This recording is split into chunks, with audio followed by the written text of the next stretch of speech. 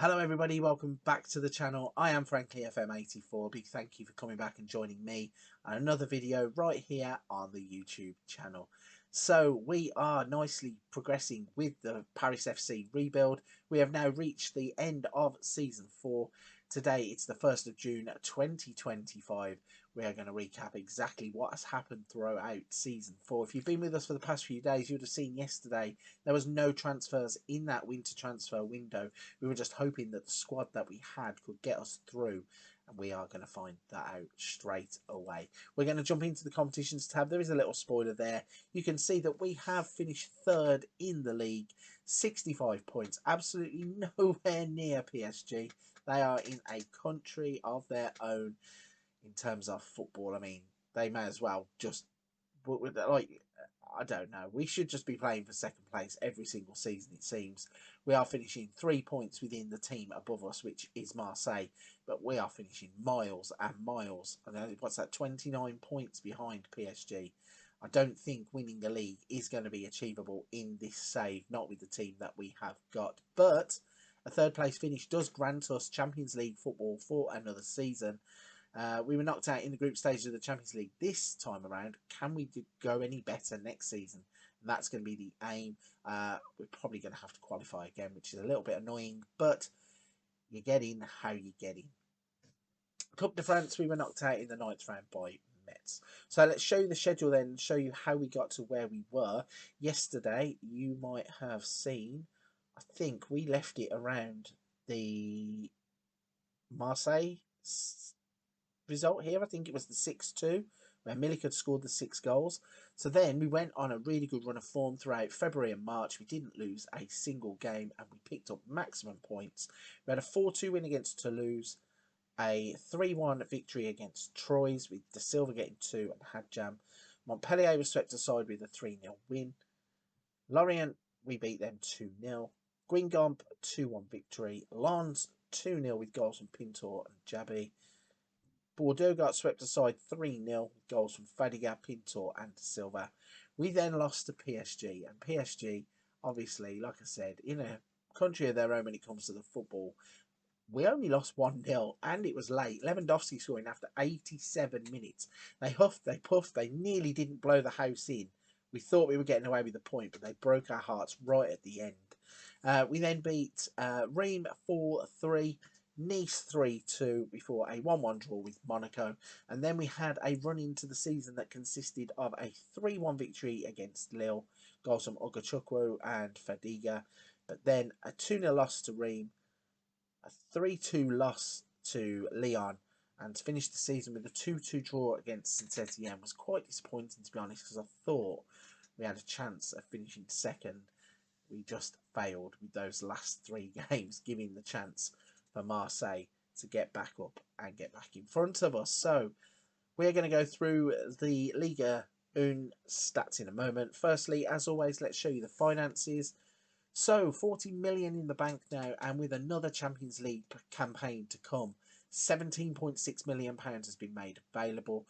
£265,000 in the wage budget, 254,000 currently spent. So there's a nice gap there for us to go out and buy players to try and become Champions League ready. Also, if we could push on and just get anywhere near PSG at this point, I think I would be happy. Onto the club vision then. Job security now is only very secure. We were untouchable, I think, in yesterday's episode. We got a B+. There are some things that the board were not happy about, but look at the club culture now. So signing players from the lower leagues has gone. I presume that's because we're second Champions League campaign coming up.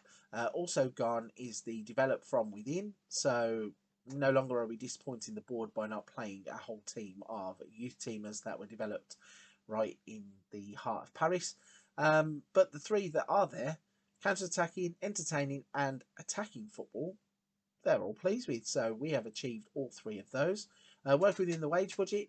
At some points it was touch and go, but we managed to do that and we're on course. Minimum 2-year contracts we do already, and spend the original transfer budget is the new one that has popped in. So they want that £17 million shifted. By the end of next season, they want to finish in the relegation playoffs.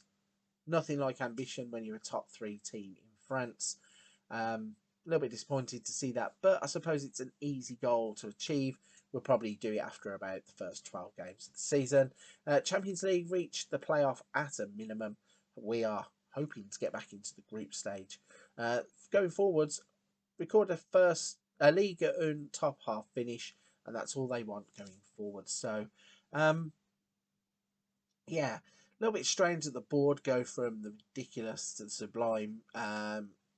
Sometimes they want things that you can achieve. Sometimes they want things that you should be able to achieve, no problems. Don't know how the club are going to finish third, and then they want to finish in the relegation playoffs.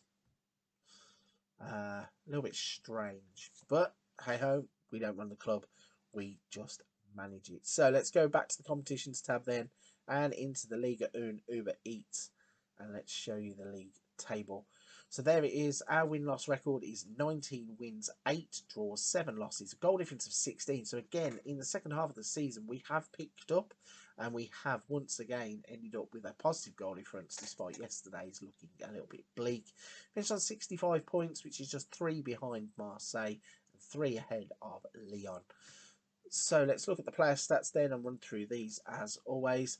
Arkadiusz Milik has ended up with top goal scorer. I mean, don't forget he scored 6 in one game against us. So there was every chance that that was going to happen. He beats the mighty Lewandowski, who only could score 25 goals. Most assists goes to Malinowski again. I think he got it last season, so he is a really good player for this division. We do have 2 representatives on the board. Florent da Silva, at the age of 22, has 11 assists from 29 appearances. And Lamine Diaby Fadiga, he, despite scoring goals, he also created 10 from 28 appearances. So a very good season for him all around. Most shots then, Boadu leads the way with Milik and Malinowski. Those 3 players all around these stats. Most player of the match awards goes to Lewandowski and Malinowski, both with 10. Diop, Marshall, Laborde, Milik, Ganigo and Savanier on the list also. Most key passes, Ruslan Malinowski, 154, but Florent da Silva is right on his heels, 142 key passes from 29 appearances. It's a solid return, and I think we have found ourselves an absolute bargain in the player. Most tackles won, Jens Kajust, another of my favourites that I like to sign in this game, and in FM21 he was a beast. Jayan Hadjam, though, is right there with him. 83 tackles won from only 25 appearances. So, if he'd have played in a few more games, he might have actually been leading this category. Mikel Brenchis is down there at the bottom as well on 71. Most dribbles made then. Conrad De La Fuente led that. We weren't represented. Donnarumma with most clean sheets. Again, not a place where our goalkeeper wants to reside. And fewest conceded was Majeki with 13 conceded from 15 appearances. So all in all, a decent season then. We have finished third, and as I said, that is Champions League qualification. You can see by the graph here, it was a little bit up and down, a little bit topsy-turvy, and then we were high as second, dropped back to fourth, and then just we're in a steady third along the way. It would have been nice to finish second in a Paris forecast, but you can't win them all, can you? So the last thing to do then is look at the squad before we prepare to get into the final season of the save. And the assistant report has put forward that this is our best 11.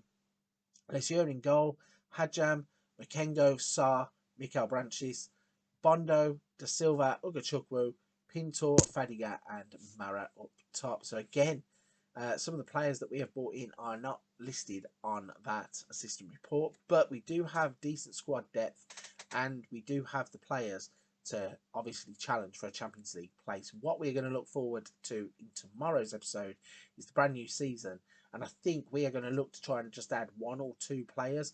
We have 17 million to spend, so if we can now up the quality and just go for 1 or 2 key players that are going to drag this entire team forward, I think that might be the best game plan. Right then, if you're at this point of the video, you're still listening, firstly, a big thank you. Secondly, if you haven't hit the like and subscribe button, please consider doing so. It helps the channel so much. I appreciate every single person that takes their time to interact with the channel. But for this one, I'm going to wrap it there. Go and check another video on the channel. There's a little something for everyone, and I'll see you very soon.